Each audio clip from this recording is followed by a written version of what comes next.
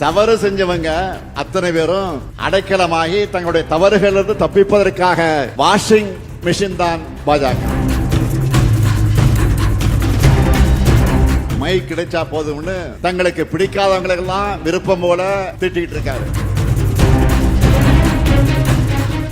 அந்த வாஷிங் மிஷின்ல உத்தமராகி விடலாம்னு குதிச்சிருக்கக்கூடிய மாண்புமிகு எதிர்க்கட்சி தலைவர் எடப்பாடி பழனிசாமி அவர்களை எப்படி பயன்படுத்தி இருக்கிறாங்க என்றால், கூட்டத்துக்கு கூட்டம், மேடைக்கு மேடை, தெருவுக்கு தெரு சென்று தன்னுடைய கூட்டணிக்கு யாராவது வருவாங்களான்னு ஆள் சேர்ப்பதற்கான அசைன்மெண்ட்டை கொடுத்திருக்கிறாங்க.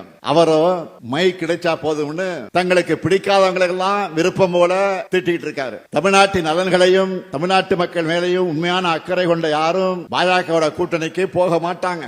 ஏன்னா நாட்டு மக்களை துண்டாடும் RSS இயக்கத்தோட கொள்கைகளை முழு வீச்சில் செயல்படுத்தி இருக்கக்கூடிய அரசியல் முகம் அதிகார பலம் தான் பாஜக.